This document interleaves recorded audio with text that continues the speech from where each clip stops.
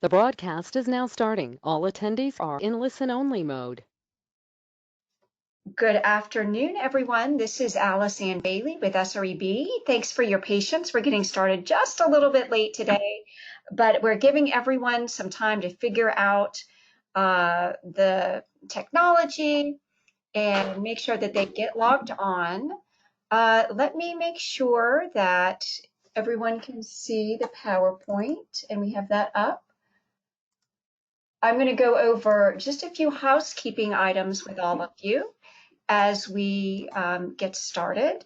We are recording this session today, so it will be posted on the SREB website.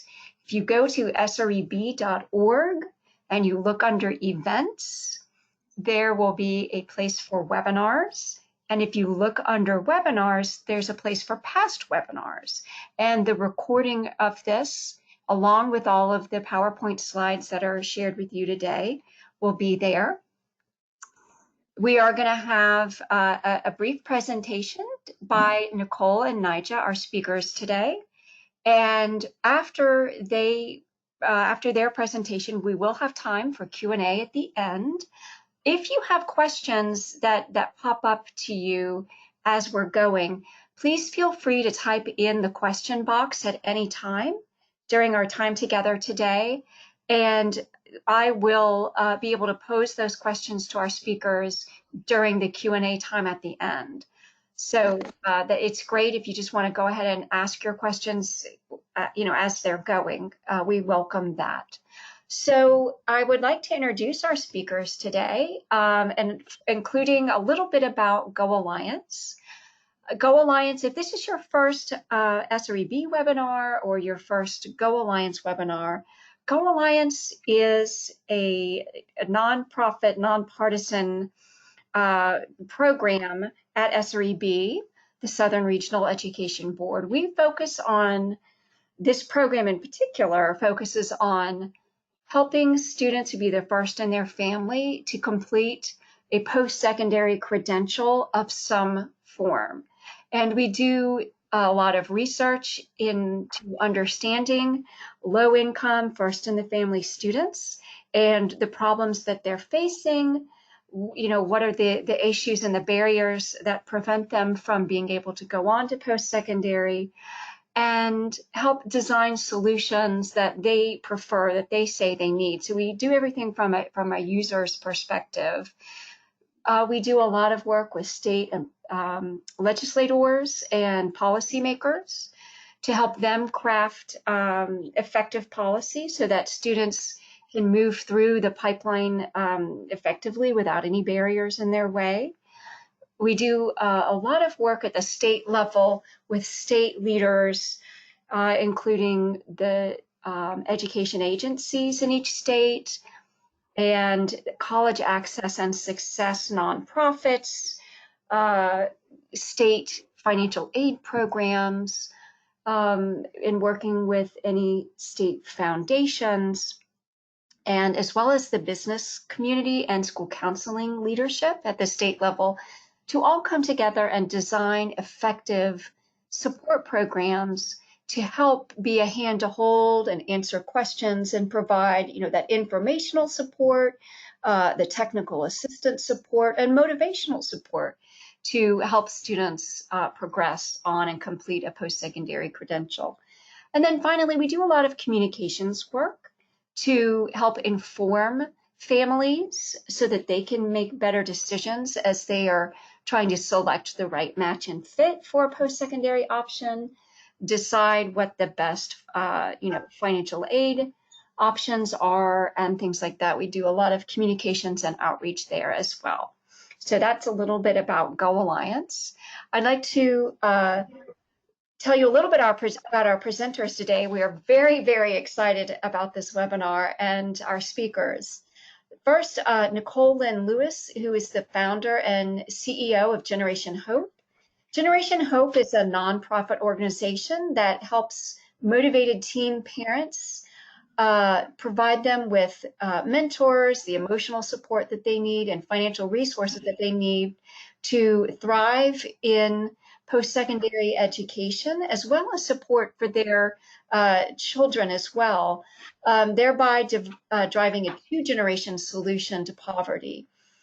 Nicole is a former teen mother herself who put herself through the College of William and Mary in Virginia with her 3-month daughter in tow when she started. Nicole now works every day to change the statistic that less than 2% of teen mothers earn a post-secondary credential before age 30. Nicole has been honored as a CNN hero and the National Grand Prize winner of the Rosalind S. Jaffe Award. She's also been featured on major news outlets, including Good Morning America, CNN, NBC, and featured in the Washington Post. She's a nationally known author and speaker. And she has a book coming out soon, Pregnant Girl, which will be released next year. Naya Simmons is our other speaker today. She's a student at Anne Arundel Community College. She's a proud mother to Dwayne, her 3-year-old son. At Anne Arundel, Nija is majoring in biology and hopes to pursue her dreams of becoming an orthodontist. So Nija has been served by Generation Hope, and it serves as a volunteer in other ways now. She's been a part of the Generation Hope community since July 2018. So with that, I'm going to turn it over to Nicole, who's going to share with us a little more information about the work of Generation Hope, as well as to help us better understand the needs and perspectives of adult learners with students in post-secondary ed, as well as some possible solutions.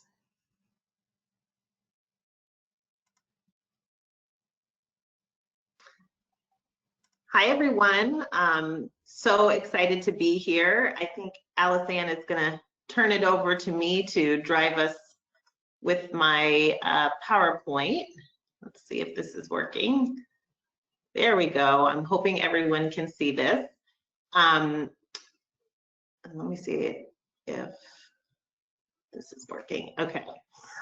So thank you so much, Alice-Ann. We're excited to be here and to have an opportunity to chat with you all today, and want to thank everyone for your efforts and work on behalf of low-income and first-gen students. Student parents overlap with various other student groups that we frequently talk about in terms of college success and completion, such as low-income, first-gen, and students of color. But we're really excited to be doing this webinar with you all today because, you know, collectively as a field, we aren't talking about student parents enough as their own unique group, and it's vitally important. Today, we're going to shed some light on this population and their higher ed experiences in light of COVID-19, but also in light of just ongoing challenges that they face in the long term. And these insights are derived from 10 years of doing this work directly with this population. As Alice-Ann discussed, we work with teen parents, both teen mothers and fathers who are pursuing degrees in the DC metro area, as well as our recent national report that we just released last month. And we'll talk a little bit about those findings today. And we're really hoping that these insights help you ensure that the needs of student parents are incorporated into your work. Before we jump in, I really want to point out that our lead supporter of this report that we released last month is Imaginable Futures, and they're really doing wonderful work nationally on behalf of student parents. So just want to give them a shout out and thank them for all of their support. Before we dive in, I do want to quickly give you a sense of who we are at Generation Hope. So as Alice-Ann mentioned, for the past 10 years, we've been working directly with teen parents in college and helping them earn their degrees. And last year, we launched our early childhood program, Next Generation Academy, which allows us to simultaneously help their children prepare for kindergarten. So again, really a two-gen model of supporting both parent and child. And I started Generation Hope in 2010 because I was a student parent. I was a teen mom at the College of William and Mary. And I started when my daughter was 3 months old, as Alice-Ann mentioned, and here she is with me on my graduation day. She is a lot taller now. She is now a junior in college herself, which really speaks to the generational impacts of improving outcomes for student parents. So this slide gives you a quick visual of our direct service work. You know, our model is really based on the belief that intentional programming for both teen parents and their children leads to their educational success, their socioeconomic mobility, and stronger, thriving families. To give you a sense of who we serve, what our students look like and their experiences might be, as you can see, we work with up to 100 teen parents annually. Again, we serve both teen mothers and teen fathers. We primarily serve students of color. We also have DACA students in our program. The majority of our students are low income with an expected family contribution of 0, and nearly 3/4 are first gen. We are helping them navigate a myriad of challenges on top of being college students that include housing and food insecurity, domestic violence, mental health, and more. Our model is really proof that intentional supports for student parents can move the needle in terms of their post-secondary success, despite, you know, the challenges that I just mentioned that our students are up against, and despite the fact that less than 2% of teen moms earn a degree before age 30, our graduation rate within 6 years is 61%. We also have a persistence rate of over 90% from year to year, meaning our students are staying in college and in our program year to year. We also follow students 6 months after they graduate to see how they're doing. And it's been really, really wonderful to see our alumni working as nurses, computer engineers, teachers, nonprofit professionals. Some of our grads are actually on our staff now doing this incredible work, which is wonderful. And also really important to note that they're earning family sustaining wages. So let's look at the parenting student population nationally and see what we see there. While student parents are more likely to attend community colleges, they make up nearly half of all students at for-profit colleges. So just want to point that out. They tend to be low income, according to a recent report from the Hope Center for College, Community, and Justice, which surveyed more than 23,000 parenting students.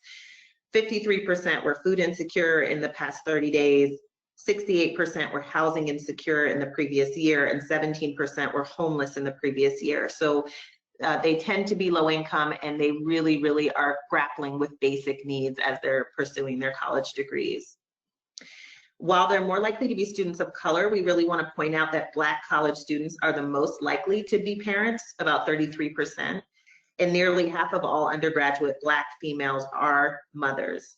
So delving into student parent work really requires action to address the systemic issues that reinforce the gaps in post-secondary attainment for Black students. And despite having higher GPAs than their non-parenting peers, a recent report from GAO found that an estimated 52% of undergraduate student parents left school without a degree within 6 years, compared to 32% of students without children. So while they're doing better academically, these real hurdles are getting in the way of degree attainment. The importance of investing in this population is clear, but we want to highlight some of them here. Investing in the success of student parents not only has lifelong implications for their success, but also for their children's success for years to come. A study that we often talk about at Generation Hope cites that parents' educational level when their child is 8 years old significantly predicts educational and occupational success for that child 40 years later.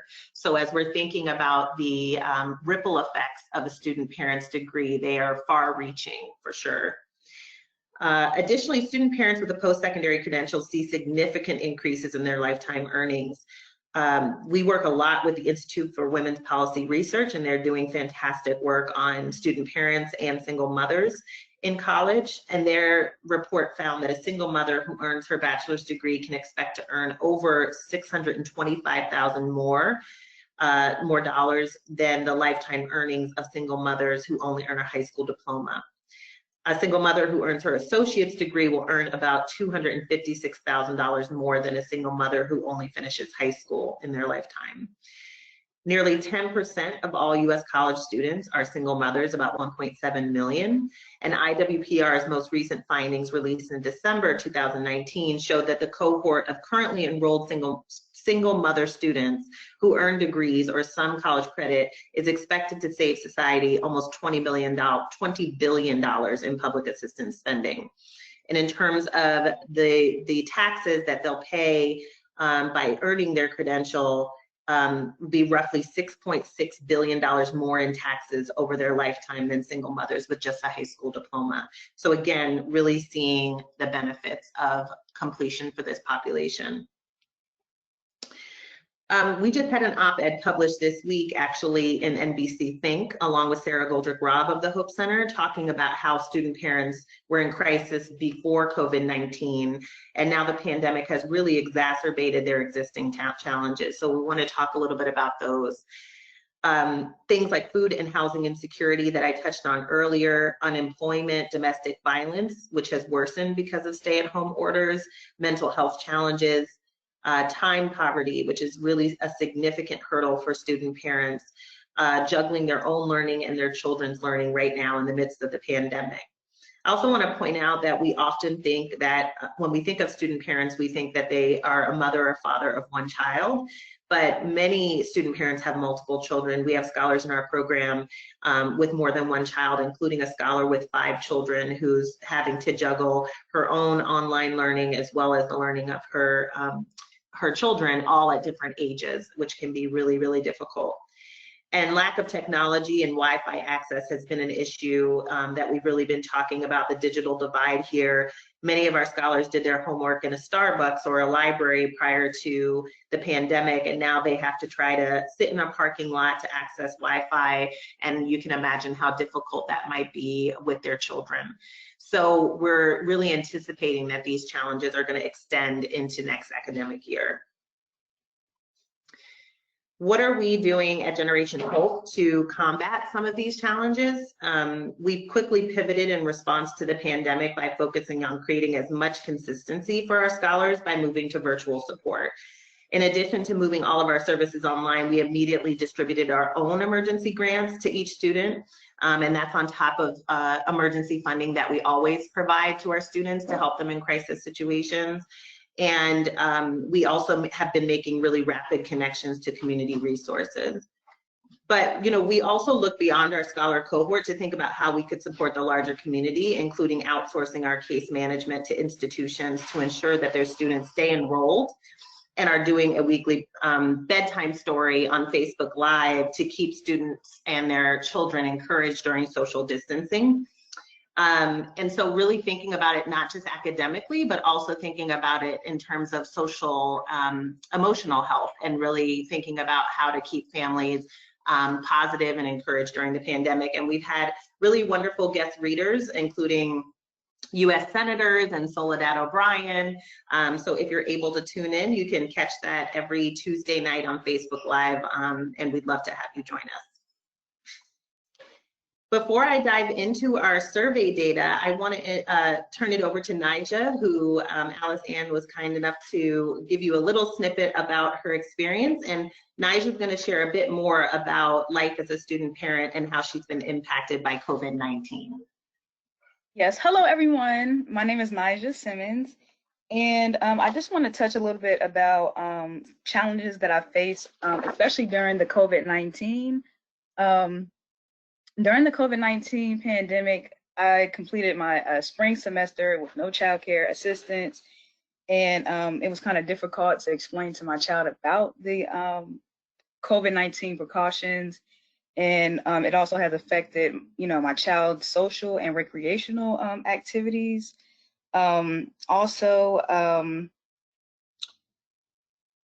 My son, he attends the childcare, which is on campus, and I really haven't heard anything from the childcare of keeping us updated far as information to continue my son's learning skills.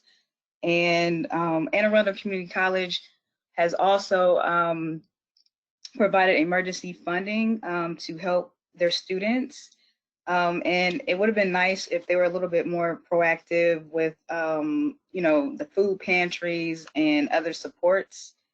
And then I think with the daycare that's on campus, I think it's hard for us to, juggle the coursework with the childcare and, dealing with remote learning from home.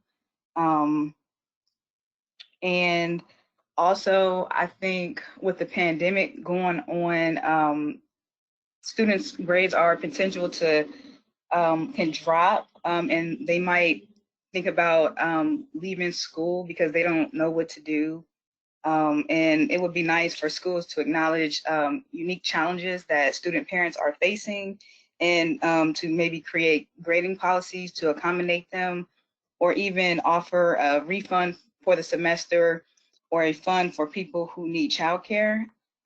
Students could pay providers or even family members to care for children while they're doing their schoolwork.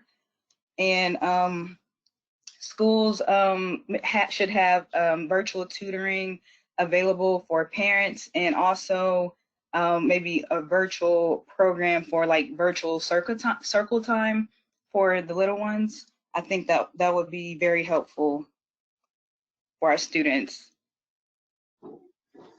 And thank you so much, Nija. Super, super helpful and insightful to share how this pandemic is impacting you. And I know you you provided Dwayne as the name of your little one, but I know him by DJ. And yes, so DJ. I'm Yes. going to refer to him as DJ, and how you guys are weathering this difficult time.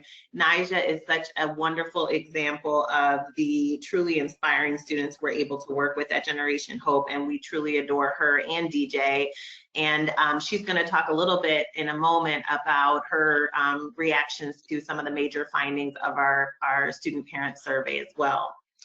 To build on Nija's points about what institutions can do during the pandemic, we have provided recommendations on our website that are really things that we're seeing boots on the ground and working with student parents like Nija to help colleges and universities use this student parent lens in their pandemic response. So you can see a summary of these recommendations here. We're talking about really having universities and institutions convene a student parent task force to ensure that your policy changes are student parent friendly during the pandemic. Establishing and or increasing emergency aid. Nija talked a little bit about that, as well as removing barriers to that aid. You know, we're certainly seeing that it's not necessarily easy to access for various reasons. Talking to professors about how imperative flexibility is right now in ensuring student parents stay enrolled and are able to thrive and continue on with their studies.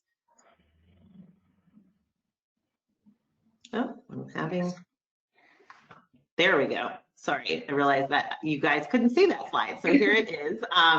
This is the first part of that. And then we also are really recommending that universities and colleges and institutions conduct wellness checks and outreach to student parents. So asking more than just how are you doing academically, but truly asking how are you? And particularly for parenting students, this is a really critical question. You're often really so invested in your child and their well-being that it can be very easy for student parents to neglect their own well-being. So doing those wellness checks is really important. Recognizing that traditional advising is really not enough right now. You know, we're working with institutions and outsourcing case management that goes above and beyond this traditional advising. So really looking for opportunities to expand the way that you support students through your student affairs and academic advising departments. Connecting students to campus resources as well as community resources. So really understanding that students, particularly those with children, need to know what are the resources in the community that they should be aware of, that they can be taking advantage of. And then finding ways to build virtual community for student parents. We just held a virtual conference for our students last weekend, and it was really, really successful, and we mailed out self-care packages afterwards with yoga mats and coloring books and different things for themselves and for their children. So, you know, it might feel really hard to build that community right now with social distancing, but so important. Our national survey we want to talk about now that really builds on the supports for COVID-19 and talks about what that looks like over the long term. We released this report last month, and it's really our first resource to kickstart our work with colleges and universities across the country, helping them improve their outcomes for student parents. So we're excited about the insights that it provides in terms of the real hurdles to degree attainment for this population. The report reflects data from 259 respondents, and they represent more than 147 2- and 4-year institutions across the country.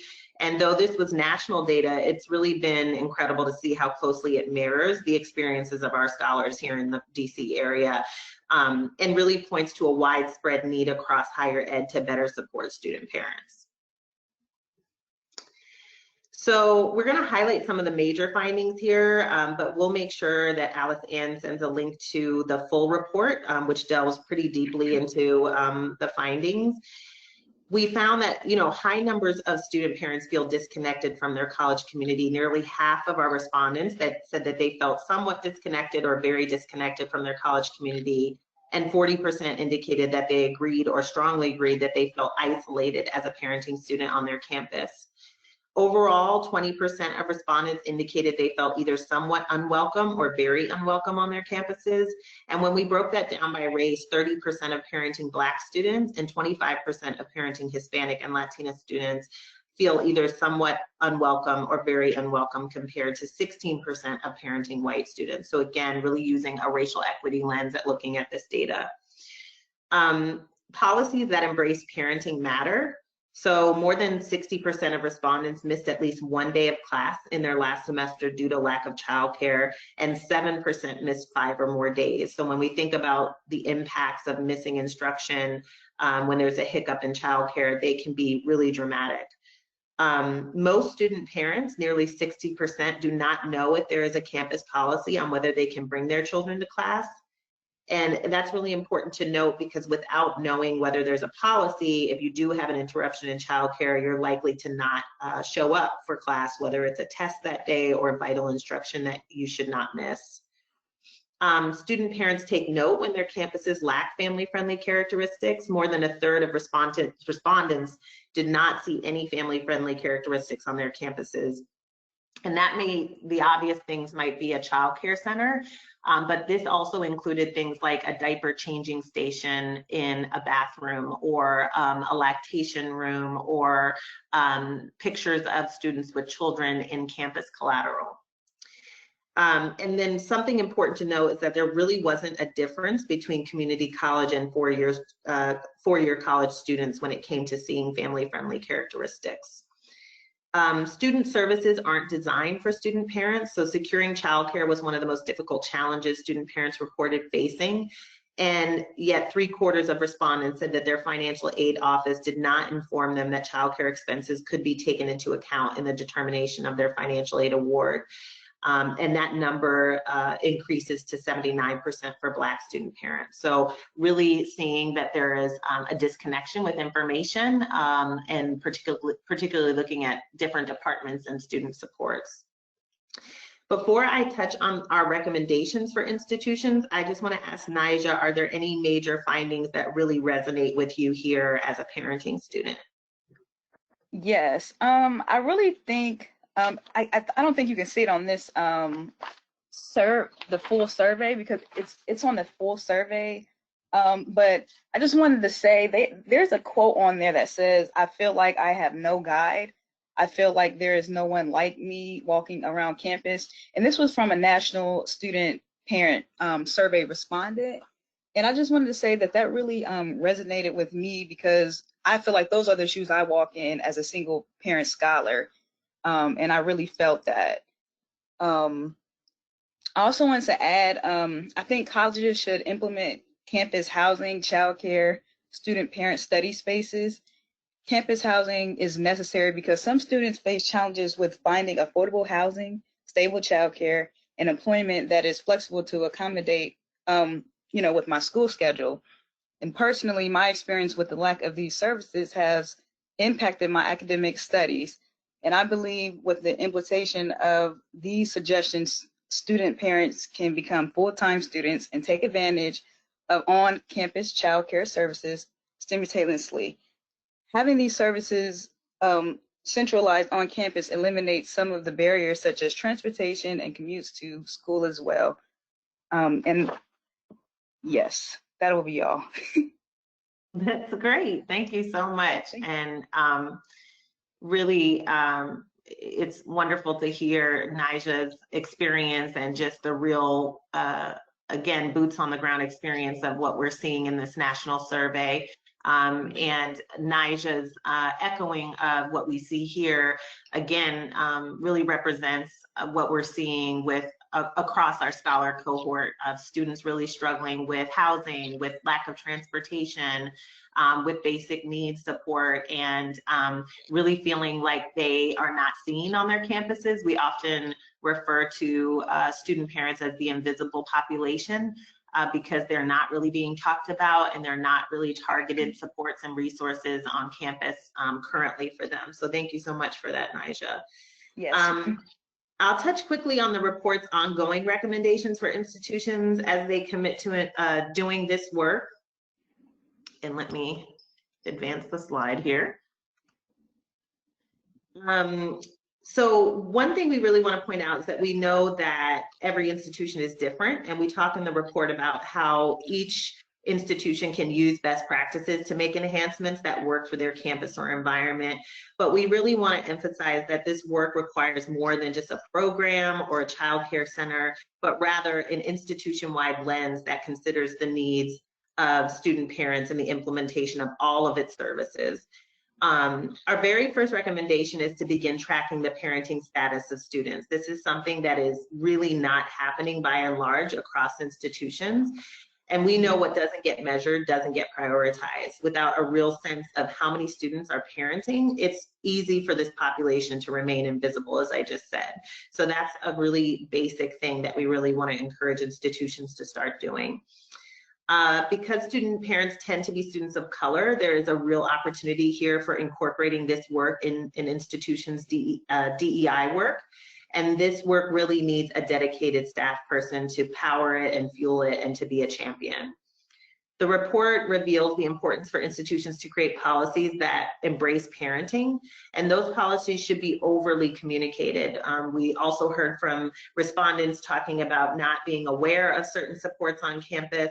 And so not only do those policies need to be created, but they have to be overly communicated to student parents.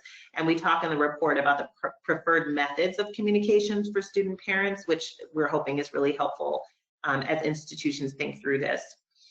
Also, because there's such a feeling of disconnection and isolation among respondents, we're encouraging colleges and universities to think creatively about how to better engage this population in campus life. We're also recommending that institutions include advocacy priorities that impact student parents and their government relations work. So, for example, it may be legislation that creates more affordable childcare options. As Nija just said, and as we've touched on earlier, childcare is such a huge hurdle for parenting college students, and having universities and institutions include this in their advocacy agenda would be huge. The last thing we want to point out here is that student parents must be involved in this work. We're a big proponent of this at Generation Hope, and really our students guide and shape all of our work within our organization and externally. And so student parents really should be a part of your implementation teams, and they should be assisting you in creating policies for your institution.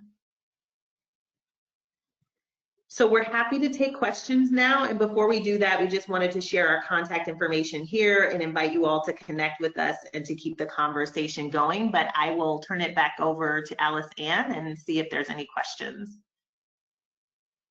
Thanks so much. I think this is just incredibly eye-opening, considering, again, that this is 20% of the population of our enrollees in higher ed who feel, I mean, that's a significant majority who feel that, you know, college is not designed for them. That the support services that they need, the communication about what is and is not available to them is not going on, and it's just incredibly eye-opening. The first question that I see, and again, go ahead and start typing in your questions in the question box. The first question that I see says, how can the census change its practices to include student parents to better collect and track data on them, keeping in mind that they might not be included in the campus total if they don't live on campus? Yeah, so we have, there are several institutions that are doing a really great job of tracking parenting status. One is Monroe Community College out of New York. One of the things that they've put in place is a system for when students enroll in school for the first time. There's an intake survey that they complete to indicate whether or not they have a child or are parenting. And then whenever a student goes to register for classes, they have to take a quick survey that again asks them for their parenting status. And that's really important because it's capturing them when they need to, register. It's not kind of an optional thing for them to complete. And we all know that parenting status can change at any time. So it allows them to not just have an initial assessment, but to check in on parenting status in regular intervals.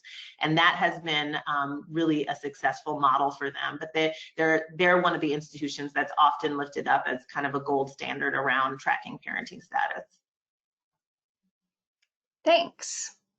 The next question is, I'm curious about recommendations for college and career high school staff, school counselors and others that are working with students in terms of supporting and coaching student parents to advocate for what they need post-high school. High school staff may not be aware of issues like diaper changing stations on campus. And I would add, this is like for school counselors, this is a match and fit advising issue. And, how can they become more aware of which institutions are more friendly and supportive of student parents that might provide more in-depth supports? Yeah, it's a really good question. And I would say that there's a ton of work that needs to be done in the high school, at the high school level as well with student parents. A part of our work at Generation Hope is actually going out into the high schools in our region and doing what we call college readiness workshops, because what we recognize is that many teens who become pregnant, people stop talking to them about going to college. The assumption is that if you have a baby young, you're not going to go to college, you're not going to earn a post-secondary credential, or in many situations, you were in an environment where people weren't talking to you about college to begin with. So there's a lot of work to be done around the stigma of being a parenting student at the high school level. There's a tremendous amount of stigma still around being a teen mother or a teen father. And so that's a big hurdle for staff at the high school level to overcome, and really thinking about within your school and in your, the culture of your environment. Are you creating systems where students know that there is still hope for a post-secondary credential after high school? So that's one big thing that I would really point out. It's pretty easy, I think, to do a search of the colleges within your area to see which ones are offering, for example, on-campus childcare and other supports. There's a lot of work to be done in terms of higher ed, making those supports more visible if they do have them. So that's one thing I would say. Housing, family housing for students with children is really, really hard to come by, unfortunately. And I think Nija spoke to that. But one support that you can do a search of is childcare centers. I think one thing to note is that many childcare centers on campus are at capacity and have waiting lists.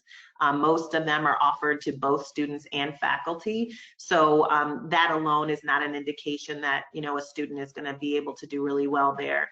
I think a lot of it is really having conversations with these colleges to find out what supports they do have beyond the obvious, beyond the food pantry. What is their culture of advising?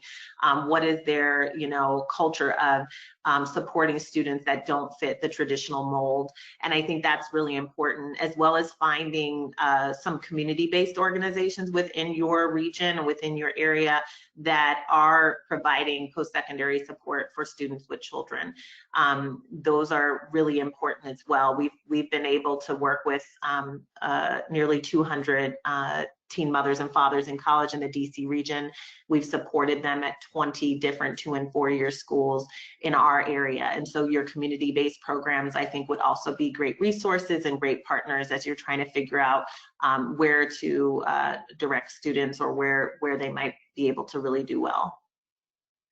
Thank you. And school counselors, I think, are very familiar with the idea of putting together a guidebook, a collection of resources that they keep current year by year of this type of information. So this was, I think, a good answer for what types of things do you now need to start tracking for that.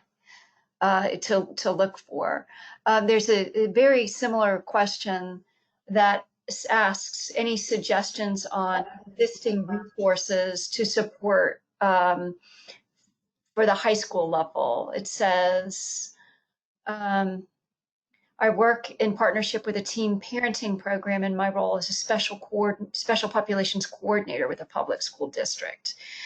So again, can you just kind of, in summary, list the items that you would, if there are any existing resources, or if a counselor needs to create them themselves, what types of exact items should they look for? Does that make sense?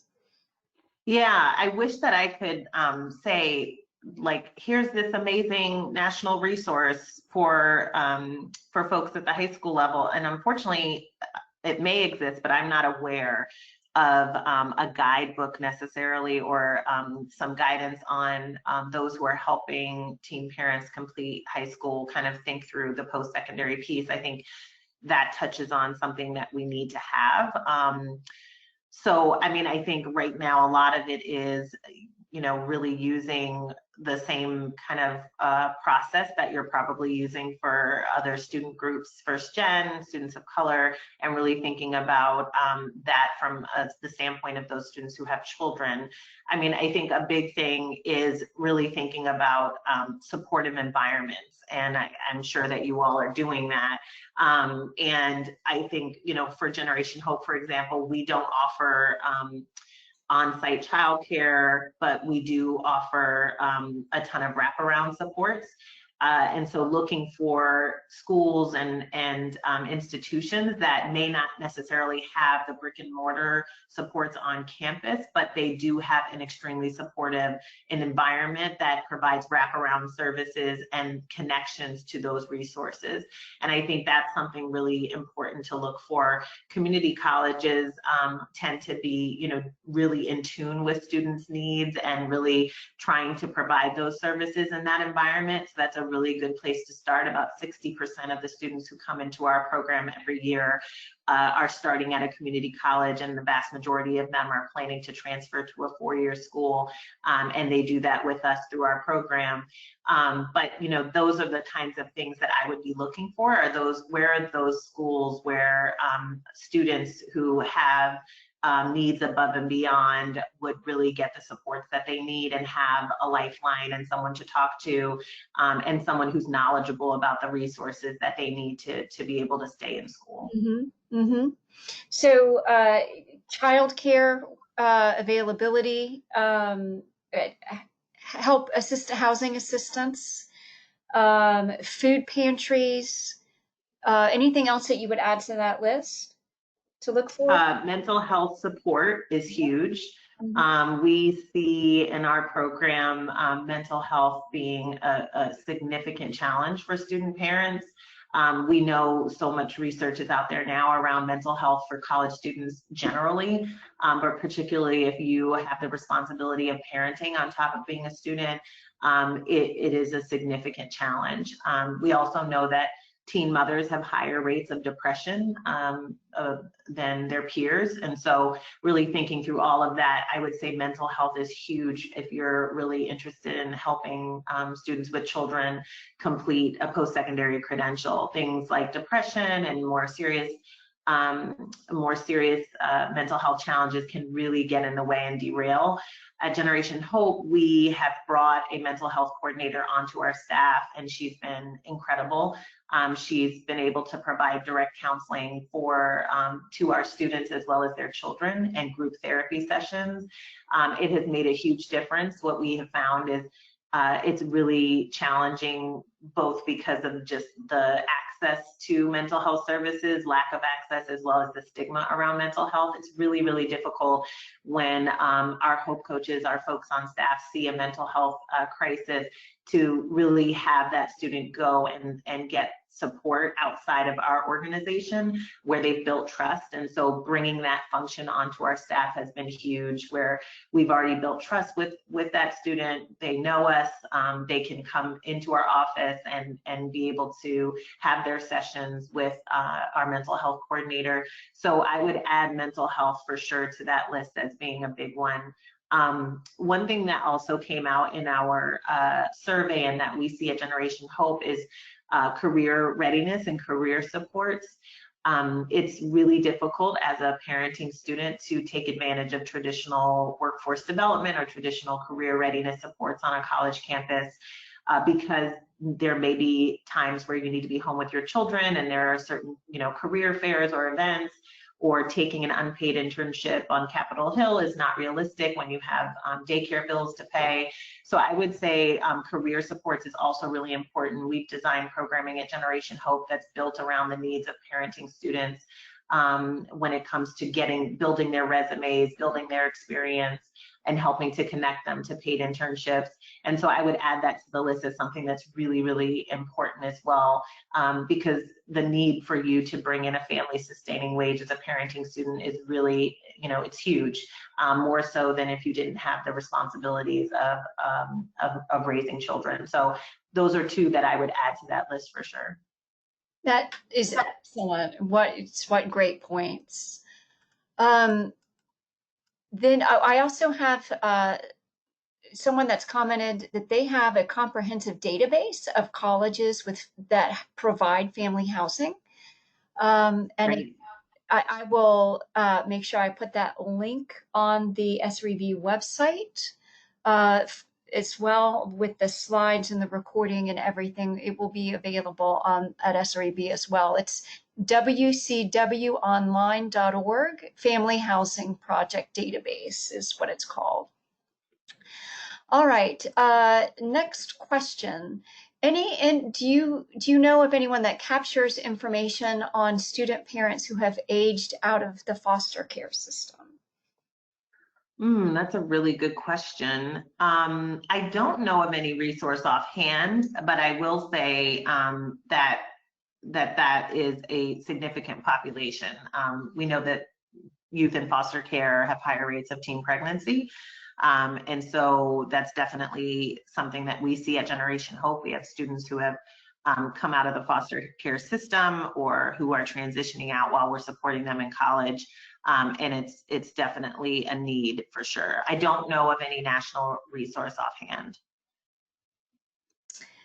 Okay, next question. Do you know of any states or higher ed institutions that are successfully infusing the acknowledgement, tracking, and support of adult learning students that are also student parents in their strategic enrollment management planning? And that, do you understand the question by strategic enrollment planning? No, well, I'm not familiar with that term, so any help there would be great. It's basically recruitment and retention of students. So keeping track of your numbers to make sure that you've reached your maximum capacity of students that you can serve. I don't know of a statewide initiative doing that. I know that of specific institutions that are doing a good job of tracking. I mentioned Monroe and some others. So, but I don't know of a statewide initiative that I've heard of that's been successful in tracking student parents and their completion rates. If there is one, I would love to know, because I think by and large, most institutions are not tracking parenting status. There are some concerns around FERPA and privacy issues, as well as I think just a slow acknowledgement of the importance of doing this tracking. So I don't believe that there is a statewide kind of effort in that way, but I would love it if somebody has an example of someone who's doing that well. Yes, that's great. And then the follow-up question to that is, do you find with the populations of students that you're working with, is there a hesitancy among student parents to let the institution know that they do have children at home that they're supporting? Yes, and that's a great question, and we actually asked that question in the report. We did find that there is definitely a hesitancy around disclosing parenting status, and it is higher among certain groups, and so really thinking through that. When we see that with our scholars, there's a lot of reasons. One is just past negative experiences with professors around disclosing parenting status, where you might be treated differently or have different expectations because of the fact that you're a parenting student.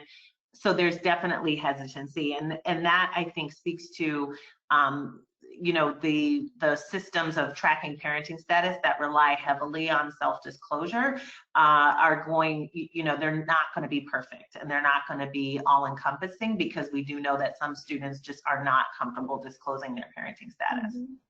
So I think one challenge for higher ed institutions is normalizing that, and that becomes part of the issue I think that you mentioned, that your report found, is that when you don't see it anywhere on campus, Mm-hmm. in any of your marketing imagery, or mentioned in student services, or things like that, where it makes it seem abnormal, even though, again, this is 20% of our student population. Then it feels like something that is not welcomed. So Exactly. so I think that's a big first step in helping to identify how many students on your campus do have families that they're supporting, is making it be known that this is a normal thing for students. Right, exactly. And we even talk about, I remember I was presenting with a group of our scholars at a conference, and one of our scholars talked about her fear of disclosing, and really never feeling comfortable. She was at a community college and she just did not feel comfortable. And then she walked into her advisor's office and he had toys on his desk.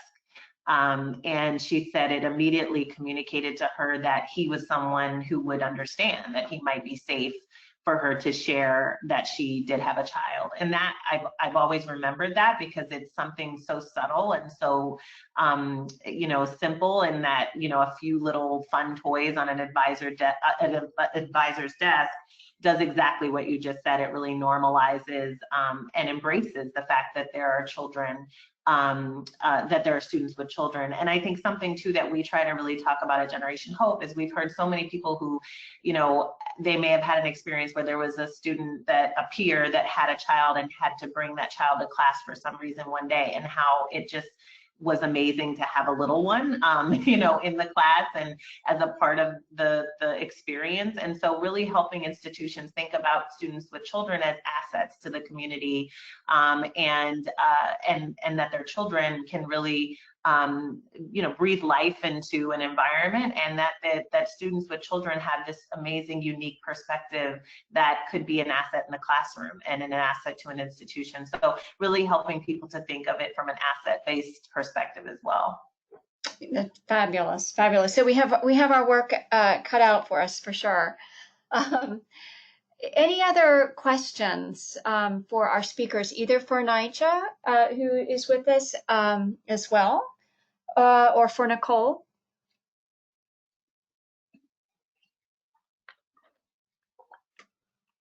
And while I'm waiting for anyone to type that in, I still am getting questions about, will the slides be available?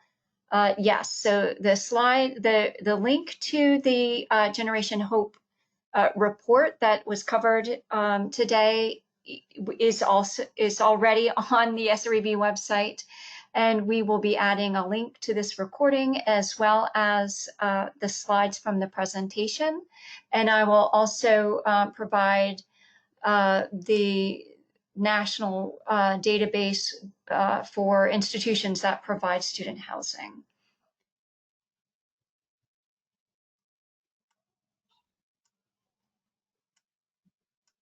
Any other final questions? Nija, have you found any other advocacy groups available to you other than Generation Hope? Yes. So there's a few programs that's in the area locally, and actually I know Young Lives is worldwide. That's a Christian-based program, and they pretty much just we go on camps. We kind of connect with.